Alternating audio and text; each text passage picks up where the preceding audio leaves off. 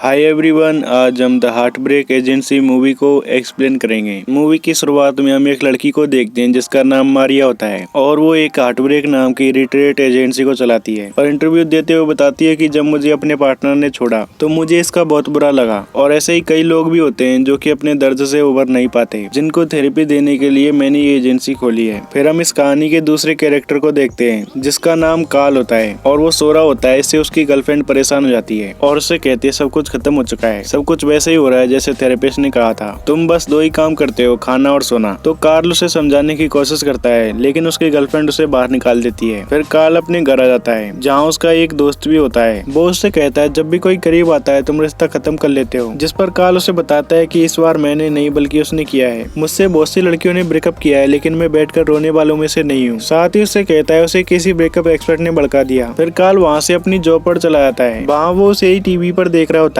और उसका बॉस जिसका नाम एडम होता है वो कार्ल से उसका इंटरव्यू लेकर उसके बारे में आर्टिकल लिखने को कह देता है। फिर कार्ल हार्ट ब्रेक एजेंसी में उसके ऑफिस चला जाता है। वहाँ वो उसकी ऑफिस और पेंटिंग देख रहा होता है, तभी उसके पीछे मारिया जाती है। इसके बाद कार्ल उससे इंटरव्यू लेने के लिए बैठ जाता है जहाँ मारिया उसे बताती है कि जिनका दिल टूटा हुआ होता है वो थेरेपिस्ट से मदद लेने में हिचकिचाते हैं। तो कार्ल उससे कहता है मैं आपके सारे इंटरव्यू देख चुका हूँ और अपनी बताते हुए कहता है अगर कोई आदमी रिलेशनशिप में है जिसका कि दिल टूट जाए तो क्या आप उसके पार्टनर से अलग होने की कहते हैं। तो मारिया उससे कहती है मैं उसे प्रोसेस बताती हूँ, जिस पर कार्ल उससे पूछता है आप उसके पार्टनर से मिले बिना ही कैसे डिसाइड कर सकते हो कि वो रिलेशनशिप के लायक है या नहीं। तो मारिया उससे कहती है हम ना कोई राय बनाते हैं ना कोई फैसला बताते हैं, कुछ लोग प्यार के काबिल ही नहीं होते। इसके बाद कार्ल वहाँ से चला जाता है और जाते हुए वहाँ के कांच के बॉक्स में से अपनी कार ले लेता है जो कि उसकी गर्लफ्रेंड ने छोड़ी थी और फिर वो अपने घर आ जाता है जहाँ वो उसके बारे में पूरा आर्टिकल लिख देता है जिसे कि मारिया और कार्ल का बॉस देखते हैं और वो पूरा आर्टिकल ही बकवास होता है जिसमें मारिया पढ़ती है पहले के लोग इस तरह का इमोशनल रोना नहीं रोते थे, ये तो बस जिंदगी का हिस्सा होता था। उस पूरे आर्टिकल को पढ़ के मारिया भी परेशान हो जाती है। फिर हम कार्ल को देखते हैं जो कि अपने ऑफिस में आता है। वहाँ से उसका बॉस बुलाता है जो कि उससे कहता है तुमने आर्टिकल में ये क्या लिखा है और तुमने मेरे अप्रूवल के बिना ये पब्लिश कर दिया। इसके बाद वो कार्ल को जॉब से निकाल देता है। वहाँ से कार्ल जा रहा होता है तभी उसके पास मारिया आ जाती है जो कि उससे कहती है कल आपने हमारे ऑफिस के लेट को बॉक्स से कुछ निकाला है जो कि इसलिए होता है ताकि हमारे क्लाइंट छोड़ सके उस चीज को जो कि उन्हें उस रिश्ते की याद दिलाता है। साथ ही कहती है इसने वहाँ से अपनी एक्स की टॉय कार ली थी, जिस पर कार्ल कहता है वो मेरी कार है और इस तरह से कलेक्टिबल कार को कोई डब्बे में नहीं फेंकता। तो मारिया कहती है आप मुझसे मिलना चाहते थे क्योंकि आपके ब्रेकअप का कारण मुझे मानते थे। साथ ही कार्ल को उसके ब्रेकअप का सहारा देने के लिए उसे अपनी एजेंसी में आने को कह देती है, जिसके बाद मारिया वहाँ से चली जाती है। फिर हम शाम को मारिया को देखते हैं जो कि अपनी बेटी एडी के साथ होती है। फिर वो सुबह एडी को तैयार करके स्कूल ले जाती है। जिसके बाद हम कार्ल को देखते हैं जो कि बहुत परेशान होता है और अपनी नई जॉब ढूंढने के लिए इधर उधर कॉल करता है, जहाँ उसका दोस्त उसे बताता है कि उससे कोई मिलने आने वाला है। जिसके थोड़ी देर बाद वो आ जाता है पर वो उसके दोस्त से कहता है तुम मेरे टाइप के नहीं हो और उसे मना करके वहाँ से चला जाता है। इसके बाद कार्ल अपनी नई जॉब के लिए बहुत लोगों को कॉल करता है पर उसे कोई भी आ नहीं करता और फिर वो वापस एडम के पास चला जाता है जहाँ वो उससे कहता है मैं उस आर्टिकल को वापस ले लूंगा। तो एडम उसे फिर से आर्टिकल लिखने को कहता है जो कि हार्ट ब्रेक के बारे में होता है। साथ ही कार्ल से कहता है इसे बेहतर बनाने के लिए तुम मरिया राय से थेरेपी ले लो। इसके बाद कार्ल मरिया राय से थेरेपी लेने के लिए चला जाता है जहाँ उसके पास कई लोग थेरेपी ले रहे होते हैं और वे अपना अपना दुख और फीलिंग बता रहे होते हैं। वहाँ एक आदमी होता है जिसका नाम टूर गाय होता है। वो बताता है कि मेरे लिए मेरी गर्लफ्रेंड क्रिप्टोनाइट जैसी है, जैसे कि सुपरमैन क्रिप्टोनाइट के पास आते ही कमजोर हो जाता है, लेकिन वो हर जगह से मुझसे दूर चली गई, जिसका नाम टीमिया होता है। ये सब सुन के कार्ल भी परेशान होता रहता है और टूर गाय से कहता है पर तुम तो सुपरमैन हो ना। इसके बाद मारिया उससे कहती है अब तुम्हारी बारी है बताने की। तो कार्ल कहता है मुझे मेरी गर्लफ्रेंड ने छोड़ दिया है, जिसे सुनकर वे सभी तरस खाने लगते हैं। फिर मारिया उससे पूछती है तुम्हें कैसा महसूस होता है जब ये अपनी बातें बताते हैं, जिस पर कार्ल कहता है मुझे ऐसा लगता है कि तुम सबका दिमाग खराब हो गया है, पिछले रिश्ते में कुछ काम नहीं किया तो दोनों अलग हो गए, तो क्या हुआ हम सिंगल है, इससे बढ़िया बात क्या हो सकती है। तो मारिया कार्ल को बाहर ले जाती है और उससे कहती है तुम नहीं हो लेकिन मेरे ग्रुप की प्रोग्रेस को बर्बाद नहीं कर सकते। तो कार्ल उससे माफी मांगते हुए कहता है ऐसा फिर से नहीं होगा। फिर मारिया उससे कहती है तुम मेरे पेशेंट्स को कुछ नहीं कहोगे और ये प्रोग्राम पूरा करोगे शुरू से आखिर तक। इसके अगले दिन कार्ल उनके कही हुई जगह पर आता है। वहाँ से वहाँ काम कर रही हुई लड़की बहुत सारे सामान दे देती है, जिस पर कार्ल उससे पूछता है ये सब यहाँ आने वाले हर एक को मिलता है क्या। तो वो उसे चेक करके बताती है कि यहाँ लिखा है आपको फुल पैकेज मिलना चाहिए। इसके बाद वहाँ से वो दूसरी जगह चला जाता है जहाँ मारिया की माँ होती है और वो सभी को ड्राइंग बनवा रही होती है और कार्ल को बताती है कि ये तुम्हें अंदर झांकने में मदद करेगी, जिस पर पर काल कहता है पर मैं तो अंदर से शांत हूँ। इसके बाद काल एक जगह बैठा होता है जहाँ उसके पास तुर्गे आता है जो कि उससे कहता है तुम तो हमेशा बैलेंस रहते हो। जिस पर काल कहता है पर अब मेरा वक्त अच्छा नहीं चल रहा। तो तुर्गे कहता है मेरा भी पिछले साल वक्त अच्छा नहीं चल रहा था लेकिन मुझे वो भी मंजूर है। तो काल कहता है तुम उसकी बात करते रहोगे तो हालात नहीं सुधरेंगे। इससे तुर्गाई दुखी हो जाता है।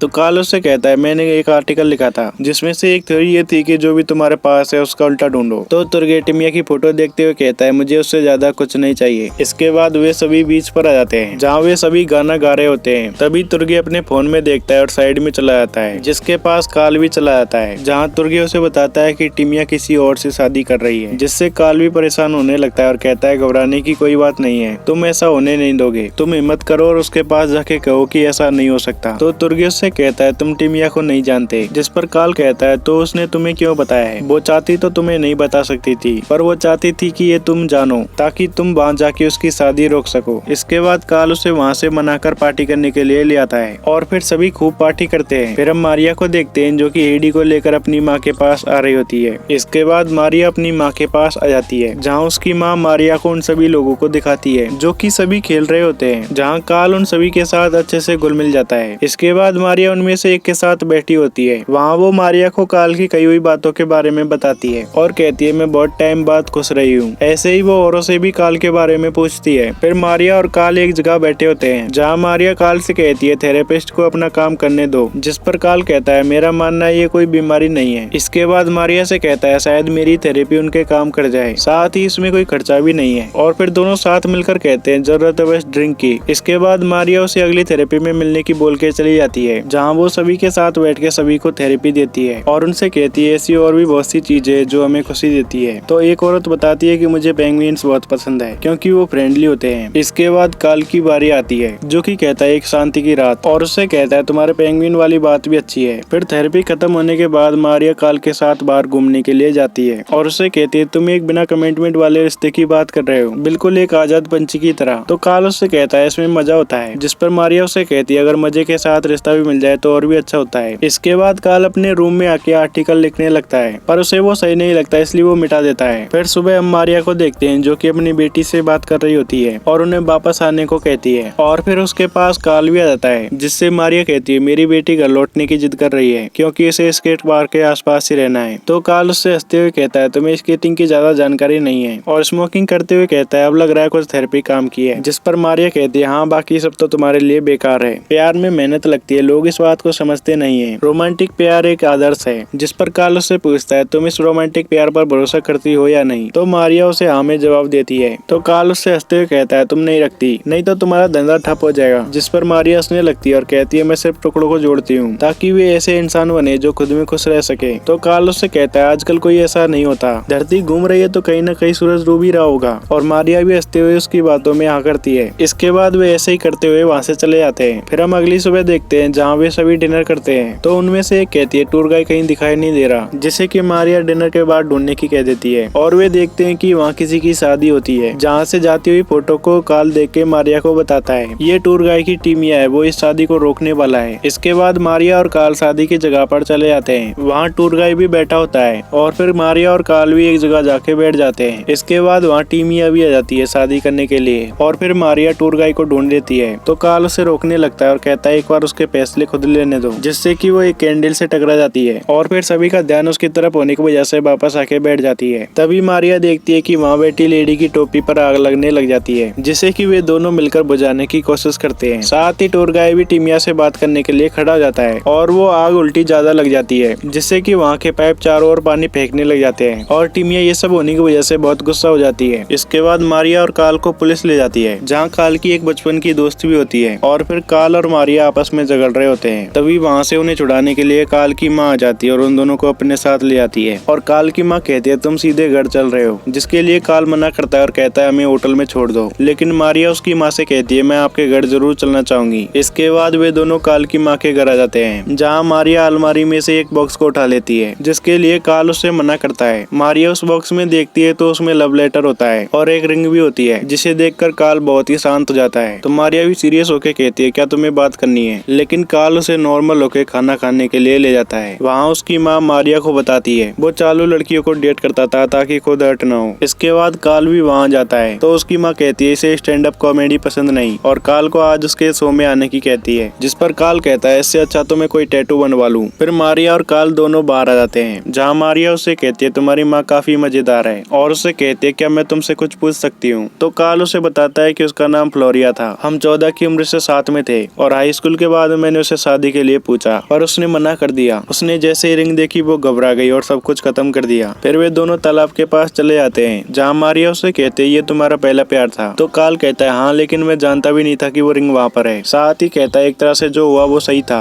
नहीं तो मैं पछता था। तो मारिया कहती है हाँ अच्छा हुआ नहीं हुआ, और फिर दोनों हंसने लगते हैं। इसके बाद वे दोनों सोने के लिए चले जाते हैं। वहाँ मारिया सोने के लिए जैसे ही घूमती है वो नीचे गिर जाती है। इससे वे दोनों ही पास सोने लगते हैं। वहाँ मारिया उसे बताती है कि उसके दिल टूटने की कहानी झूठी नहीं थी। तो काल उससे पूछता है क्या उसने तुम्हें चीट किया। तो मारिया कहती है हाँ, उसने मुझे पेंगुइन्स के लिए छोड़ दिया, तुम्हें पता है ना पेंगुइन्स खत्म हो रहे हैं। तो काल कहता है और ओलाफ उसे रोक रहा है। जिसके बाद उससे पूछता है क्या वो तुमसे मिलने के लिए आता है, जिस पर मारिया बताती है हाँ, जब वो जर्मनी में होता है। नहीं तो फोन पर बात हो जाती है उसकी बेटी हेडी से और कहती है इतने सालों बाद वो लौट आए और मेरे साथ रहना चाहता हो। तो ये सोचकर कहती है कितनी पागल हूँ मैं। तो काल उसे नामे सर हिलाता है और ऐसे ही बातें करते हुए दोनों एक दूसरे के काफी करीब आ जाते हैं। फिर अगली सुबह वे दोनों होटल के लिए निकल जाते हैं, जहाँ मारिया काल से कहती है कल जो हुआ उसके लिए सॉरी। तो काल हंसते हुए कहता है पर मुझे नहीं लगता। और फिर मारिया अपने मॉम के पास आ जाती है, जहाँ उसकी मॉम कहती है तुम्हें क्या रोक रहा है। तो मारिया कहती है उसका कोई फ्यूचर नहीं है, जिस पर उसकी माँ कहती है क्या तुमने गौर किया तुम दोनों कितने सिमिलर हो, तुम एक दूसरे को रिस्क लेना सिखा दोगे। लेकिन मारिया उनसे मना कर देती है और कहती है हम दोनों एक जैसे नहीं है। इसके बाद वो एक जगह खड़ी होती है जहाँ उसके पास काल आता है। तो मारिया उसे कहती है ऑफिस में मेरी जरूरत है और वहाँ से जाने लगती है, जिस पर काल उससे कहता है ऐसे जाना मेरी आदत है और बताता है सेक्स इज सेक्स, ना ज्यादा ना कम, एक बार होने के बाद थैंक यू फिर गुड बाय। तो मारिया उसे हंसते हुए थैंक यू बोल के वहाँ से चली जाती है। फिर हम काल को देखते हैं जो कि अपने घर वापस आ जाता है। वहाँ उसके पास उसका दोस्त आता है, जिससे काल बताता है मेरी सनसेट के बारे में हाल ही किसी से बात हुई है और अब ये सनसेट देखता हूँ तो सोचता हूँ कि वो भी इसे चढ़ी रही होगी। तो उसका दोस्त उससे कहता है इसी को प्यार कहते हैं। इसके बाद काल मारिया के पास चला जाता है, जहाँ एडी भी होती है और फिर एडी स्केटिंग करने के लिए चली जाती है। फिर काल मारिया से कॉफी की कहता है बुरी भी चलेगी। इसके बाद वे दोनों एक दूसरे के और भी करीब आ जाते हैं। फिर काल अपने घर आके मारिया को कॉल करता है। तो मारिया उससे कहती है आज बहुत काम है, एडी की तबीयत ठीक नहीं है और उसे देखने वाला भी कोई नहीं है, जिस पर काल कहता है उसे मैं देख लूंगा। और फिर एडी के पास चला जाता है, जहाँ वो उसे बता रहा होता है कि तुम्हारी बीमारी क्या हो सकती है और कहता है तुम्हारा दिल टूटा है, जिस पर एडी भी शांत रहती है। फिर काल कहता है वो स्केटिंग करता है और तुम पर ध्यान नहीं देता, जिस पर एडी कहती है वो मेरी ओर देखता ही नहीं। तो काल उसे घर ले जाकर स्केटिंग सिखाने लग जाता है, जिससे एडी के चोट भी लग जाती है, लेकिन काल उसे ठीक कर देता है। और फिर वे दोनों उस जगह चले जाते हैं जहाँ एडी स्केटिंग करने आती थी। वहाँ वो लड़का भी स्केटिंग कर रहा होता है। तो काल एडी को स्केटिंग करने के लिए भेजता है और उसे अपना स्केटबोर्ड पकड़ा देता है, जिससे जब एडी स्केटिंग करने के लिए जाती है तो वो लड़का उसके स्केटबोर्ड की तारीफ करता है। फिर मारिया शाम को उनके पास आती है और एडी से पूछती है क्या अब वो ठीक है, जिस पर एडी हाँ करती है और कहती है हमने पिज्जा बनाया। फिर वे तीनों साथ खेलते और हंसते हुए टीवी देखते हैं। फिर मारिया अपने काम पर जाती है, जहाँ वो एक पेशेंट को बताती है कि आपका दिल है, ये आपकी चॉइस है, आप किसको देते हैं। और फिर वो औरत अपनी फेवरेट चीज कांच में रख देती है। दूसरी ओर टुरगाई के पास टीमिया वापस आ जाती है, उसके वहाँ हिम्मत दिखाने की वजह से। फिर मारिया और काल कुछ दिनों तक ऐसे ही साथ रहते हैं। तो काल अपने दोस्त से कहता है ये सब चल क्या रहा है। दूसरी ओर मारिया भी अपनी माँ से बात कर रही होती है, जहाँ काल कहता है मैं तो उसे साफ साफ दिखाता हूँ वो मेरे लिए क्या है, और मारिया कहती है पर उसने कुछ कहा नहीं। जिसके बाद काल डिसाइड करता है कि वो कल कहेगा और फिर वो फूल लेके चला जाता है, जहाँ उसे रास्ते में एक आदमी मिलता है जिसके साथ वो ऊपर जाता है। तो उसे पता चलता है कि ये मारिया का पति ओलाफ है। तो ओलाफ उसे पूछता है क्या तुम मारिया के कस्टमर हो। वो एक हार्ट ब्रेक एजेंसी चलाती है। ये देखकर काल बहुत ही शांत हो जाता है और उसे हाँ कहता है। साथ ही ओलाफ उससे फूल ले लेता है और काल उससे कहता है उनकी थेरेपी काम आई इसलिए उन्हें थैंक यू कहने के लिए था। और फिर काल उसे फूल देके चला जाता है, जहाँ उसे रास्ते में एडी मिलती है, जिससे काल कहता है मैं कुछ टाइम के लिए दूर जा रहा हूँ, और फिर उसे गले लगा के चला जाता है। जहाँ वो जाते हुए एडी की आवाज सुनता है जो कि अपने पापा से मिलती है और वो बहुत खुश होती है। फिर मारिया भी ओलाफ के पास आ जाती है, जहाँ ओलाफ उसे बताता है कि उसे एक जॉब का ऑफर मिला है जो कि पास में ही है। साथ ही उससे कहता है मुझे तुम्हें अकेला नहीं छोड़ना चाहिए था, और कहता है मेरे काम की वजह से मैं परिवार से अलग हो जाऊँ तो वो काम किस काम का। जिस पर मारिया कहती है मैं हाल ही में किसी से मिली हूँ। जिस पर ओलाफ कहता है हमें अभी फैसला नहीं लेना, मुझे बस तुम दोनों के साथ रहना है। फिर हम काल को देखते हैं जो कि अपने घर आता है। वहाँ उसके दोस्त की एक गर्लफ्रेंड बन गई होती है। दूसरी ओर मारिया ओलाफ और उसकी बेटी को साथ सोते हुए देखती है और फिर काल से बात करने के लिए कॉल करती है। फिर हम काल को देखते हैं जो कि बहुत ही परेशान होकर लेटा होता है और ऐसे ही मारिया मारिया काल को कई बार कॉल करती है लेकिन वो नहीं उठाता। फिर मारिया सुबह एडी को स्कूल भेजती है तो एडी उससे कहती है अब से मुझे स्कूल डैड छोड़ने के लिए जाएंगे। साथ ही कहती है ये मेरा पहला बर्थडे होगा जिसमें डैड भी साथ होंगे। और मारिया से पूछती है क्या मैं इसमें काल को भी बुला लूं। साथ ही कहती है क्या उसने आपसे भी कहा कि वो दूर जा रहा है। मारिया इसके बारे में सोच रही होती है तभी वहाँ ओलाफ आ जाता है। इसके बाद मारिया अपनी माँ के पास जाती है जिन्हें मारिया बताती है कि काल मेरा कॉल नहीं उठा रहा। मुझे खुद पर भी गुस्सा आ रहा है क्योंकि मुझे लगा कि वो बदल गया होगा। फिर हम काल को देखते हैं जो कि सो रहा होता है और उसका दोस्त उसे उठाने के लिए आता है लेकिन काल बहुत ही उदास होता है। इसके बाद हम मारिया को देखते हैं जो कि अपनी बेटी हेडी के साथ होती है, जहाँ हेडी कहती है मैं बहुत ही खुश हूँ पापा से। उन्होंने कहा अब वो मेरे साथ ही रहेंगे, आप दोनों साथ नहीं होंगे तब भी। दूसरी ओर हम काल को देखते हैं जिसे उसका बॉस का कॉल आता है और वो उससे आर्टिकल लिखने को कहता है। जिसके बाद मारिया अपने बॉक्स के पास जाती है जहाँ वो उसमें पेंगुइन डाल देती है और फिर काल अपना आर्टिकल लिखने लग जाता है। फिर हम अगले दिन मारिया को देखते हैं जो कि उसके पति के साथ होती है और उससे कहती है मैं खुश हूँ कि तुम यहाँ हेडी के लिए हो। तो ओलाफ उससे कहता है कभी कभी वक्त दूरियां बढ़ देता है और जाते हुए उसे वो घर की चाबी दे देता है ताकि वो हेडी को दे दे। इसके बाद मारिया उसके जाने के बाद फूलों को देखती है जिसमें कि काल की चिट्ठी होती है। उसे मारिया देखकर खुश हो जाती है और फिर अपनी कार से वो काल के पास चली जाती है जहाँ काल को उसका दोस्त फैंसी ड्रेस पार्टी में तैयार करके ले जा रहा होता है। तभी उससे मिलने के लिए वहाँ मारिया भी आ पहुँचती है और काल से कहती है कि मुझे तुम्हारा कार्ड मिला। साथ ही उससे खुश होते हुए कहती है कि क्या तुम मेरे साथ ड्रिंक पर चलोगे, लेकिन काल उससे मना कर देता है और फिर पार्टी में चला जाता है जहाँ वो उदास बैठा होता है। वहाँ पार्टी में उसके साथ थेरेपी लेने वाला कोल आता है जिससे वो बात करने लग जाता है और उसके दोस्त को उससे मिलाता है जिससे कोल्ड कहता है इत्तेफाक जैसा कुछ नहीं होता। तभी काल को कुछ याद आता है और खुश होते हुए वहाँ से चला जाता है जहाँ से वो सीधा मारिया के पास जाता है। वहाँ मारिया के पास कोई लेडी झगड़ा करने के लिए आई होती है और काल मारिया के पास जाके उसे आई लव यू बोल देता है लेकिन तभी वो लेडी उसके सर पर मार देती है। इसके बाद वहाँ एम्बुलेंस आ जाती है जिसमें काल जाने वाला होता है और मारिया भी काल को देख के खुश होती है और फिर दोनों आपस में किस करते हैं। फिर वे दोनों एक जगह बैठ के हेडी को स्केटिंग करते हुए देखते हैं। इसी के साथ ही ये मूवी खत्म हो जाती है। आई होप आप सभी को ये एक्सप्लेनेशन अच्छा लगा होगा। वीडियो अच्छी लगी हो तो वीडियो को लाइक और चैनल को सब्सक्राइब करें और कमेंट करके बताएं कि आपको ये मूवी कैसी लगी। मिलते हैं अगली वीडियो में, तब तक के लिए बाय।